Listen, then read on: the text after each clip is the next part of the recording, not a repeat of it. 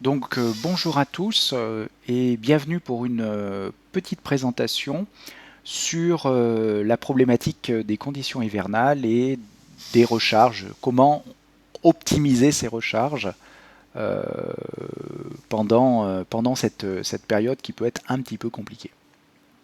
Alors qu'est-ce qui se passe en hiver d'un point de vue purement pratique et par rapport à l'expérience que j'ai sur une Renault Zoé de seconde phase, donc les fameuses Renault Zoé qui font 40 kW. La première, vous allez le remarquer, c'est l'augmentation de la consommation moyenne. Elle est liée à deux facteurs. Le premier, c'est le fait qu'on va solliciter un petit peu plus les appareils en interne, en particulier le chauffage, que sur ces Zoé-là, on n'a pas de pompe à chaleur, donc on a quelque chose qui va être très gourmand en énergie. Donc forcément, ça impacte sur la consommation moyenne.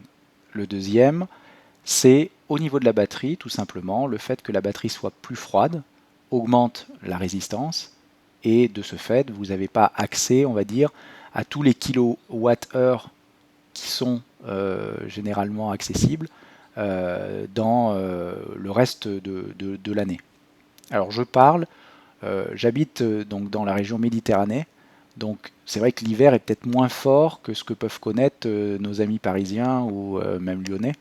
Euh, donc moi je parle dans les conditions hivernales en Méditerranée.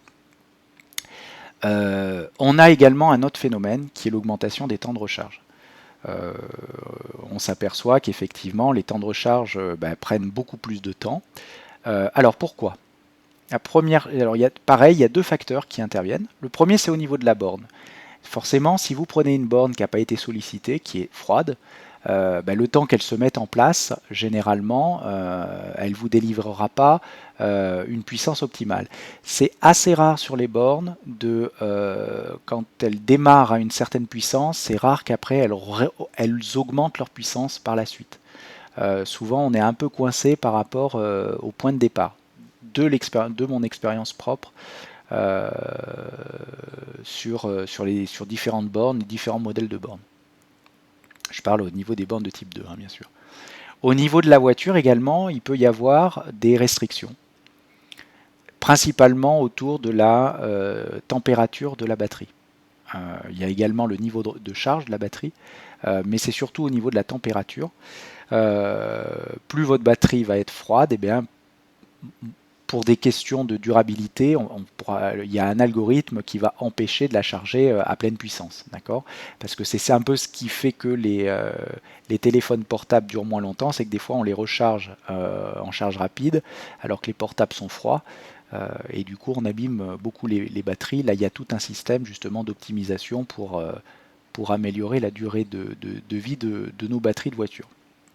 Et donc, techniquement parlant, alors c'est très théorique là ce que je vais dire parce que la réalité peut être un peu différente, mais on va passer globalement de 22 kWh à, au pire des cas, 6 kWh, ce qui fait d'un point de vue temps de recharge, on passerait de 2 heures pour faire du 0 à 100 à plus de 6 heures pour faire le 0 à 100. Voilà. Alors, comment faire pour améliorer les performances de recharge de sa voiture? La première chose qui marche le mieux, c'est d'essayer d'avoir une batterie à bonne température. D'accord? Donc, c'est-à-dire éviter de charger par exemple le matin euh, tôt parce qu'on sait qu'il y aura peut-être personne dans les bornes la voiture, parce que si vous amenez une voiture qui est froide, bah forcément la charge va démarrer à 5 ou 6 kWh et généralement elle ne va pas réaugmenter même si après la batterie se réchauffe avec la recharge. C'est très rare de noter une réaugmentation derrière. Donc l'idée, c'est plutôt de l'amener plus dans l'après-midi, essayer de solliciter plus la période de la pause de midi pour faire ce genre de choses. L'autre chose, c'est aussi d'éviter de procrastiner. C'est-à-dire que quand vous faites un trajet, par exemple, votre batterie va se mettre à bonne température. Donc l'idée, c'est que quand vous rentrez, au lieu de vous dire ah ben non, je vais laisser la voiture et puis demain j'irai la charger, ça c'est l'erreur. Il vaut mieux aller directement la mettre à charger parce qu'elle pourra charger des fois même à 22 kWh parce que la température est bonne, la décharge de la batterie est suffisante, donc vous vous retrouvez dans des conditions qui sont très, très bonnes pour recharger rapidement votre véhicule. La deuxième chose, c'est de privilégier une recharge à moins de 50%, c'est-à-dire que ça, moi je l'ai noté, en dessous de 50%, l'algorithme de recharge va toujours favoriser, on va dire, une vitesse de recharge plus rapide que lorsque vous êtes au-delà des 50%. Alors c'est pas tout à fait vrai parce que des fois, même à 60, on peut être dans l'optimal, mais c'est beaucoup plus rare quand même. J'ai l'impression qu'au niveau de l'algorithme, il y a quelque chose qui coince et qu'en dessous de 50, la voiture se rechargera beaucoup plus vite. Et ce qu'il faut bien comprendre, c'est que généralement, quand la voiture elle démarre par exemple à 22, ou qu'elle démarre par exemple, je sais pas où, à 15, elle remontera pas. Elle va pas, à un moment donné, vous n'allez pas voir une augmentation de la puissance. Bien souvent, elle se reste à 15 et puis après ça descend au fur et à mesure. C'est très rare d'observer un retour positif.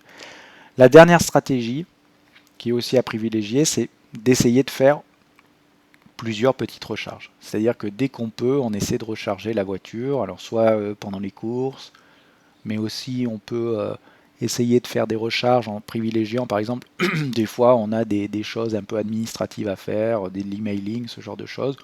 On peut très bien embarquer un ordinateur portable, faire son emailing pendant une recharge de 20-30 minutes, et recharger ainsi sa voiture de 50 km d'autonomie si on le fait sur l'après-midi. Voilà, donc c'est où il y a aussi cette stratégie-là qu'on peut adopter. Voilà.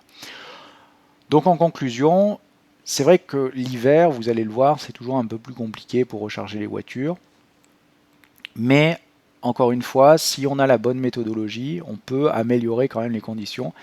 Et je dis quand même, avec mon expérience, la condition optimale, c'est quand même la température. C'est-à-dire que essayez de recharger votre batterie tout de suite après votre trajet long, de manière à ce que vous ayez une recharge qui soit rapide. Voilà.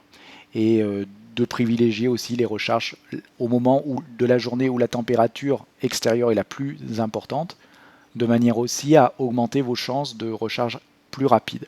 Voilà. Je vous remercie pour votre attention.